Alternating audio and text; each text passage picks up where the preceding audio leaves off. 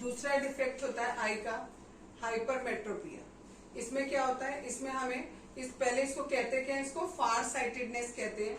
इसमें जिस पर्सन को ये बीमारी होती है उसको दूर की ऑब्जेक्ट्स क्लियरली दिखाई देती हैं, लेकिन पास की ऑब्जेक्ट साफ साफ दिखाई नहीं देती है। इनका जो नियर पॉइंट होता है, ऐसे जनरली नॉर्मल आई का जो नियर पॉइंट होता है वो 25 सेंटीमीटर होता है, लेकिन इसका और दूर चला जाता है नियर पॉइंट। ठीक है, यहाँ पर मैंने दिखाया भी है कि अगर सपोज एक नॉर्मल आई के लिए नियर पॉइंट ये वाला n है, तो अगर हमारी हाइपरमेट्रोपिक आई होगी तो उसके लिए नियर पॉइंट यहाँ चला जाएगा। यानी अगर मेरी आंख नॉर्मल होती तो मुझे अगर यहाँ का रखा हुआ बिल्कुल साफ दिखाई दे रहा होता, तो और अगर मुझे हो जाता हाइपरमेट्रोपिया तो मुझे इतनी दूर का रखा हुआ साफ दिखाई देता। ठीक है, यानी जो नियर पॉइंट होता है वो क्या चला जाता है, थोड़ा पीछे चला जाता है।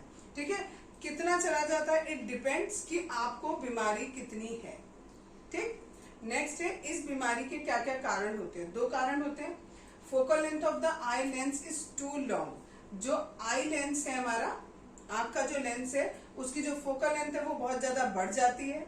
या दूसरा है जो आई बॉल है वो थोड़ी सी खुलकर छोटी हो जाती है।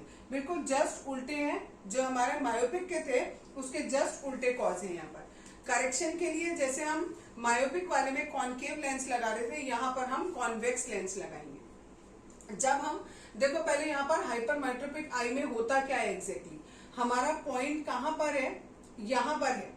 ठीक, और हमें लग रहा है कि वो कहाँ पर, नियर पॉइंट हमारा यहाँ है, जबकि एग्जैक्टली वो कहाँ पर है, दूर चला गया है। लेकिन अगर हम यही मानेंगे, ऑब्जेक्ट हमारा यही है, हमारा नियर पॉइंट तो कहाँ पहुंच गया, यहाँ पहुंच गया, लेकिन ऑब्जेक्ट हमारी यही रखी हुई है, तो उसका जो इमेज बनेगा वो कहाँ बनेगा, रेटिना के बाहर बनेगा। जबकि अगर मायोपिक आई होती तो कहाँ बनता, रेटिना के अंदर ही बन जाता, पहले ही बन जाता।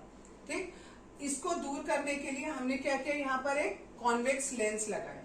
अब ये कॉन्वेक्स लेंस ने क्या किया, जो ऑब्जेक्ट हमारी इस पोजीशन पर रखी हुई थी उसको इन्होंने थोड़ा दूर कर दिया, और अब हमें ये लग रहा है कि ये वाली जो आई लेंस है इसके लिए ये वाला जो पॉइंट है, यहाँ पर जो इमेज बन रही है वो ऑब्जेक्ट का काम करेगी। फिर से सुनो, ये एक ओरिजिनल ऑब्जेक्ट थी, इस ऑब्जेक्ट को हमें देखना था, इस ऑब्जेक्ट का इमेज बना ये, जो किसके द्वारा बना, इस पहले वाले लेंस के द्वारा बना जो हमने चश्मे में लगाया है। उसके बाद ये वाला जो इमेज है ये हमारी आंख के लेंस के लिए ऑब्जेक्ट का काम करेगा, और इसका इमेज हमारा रेटिना पर बनेगा और हमें ऑब्जेक्ट बिल्कुल साफ दिखाई देगा।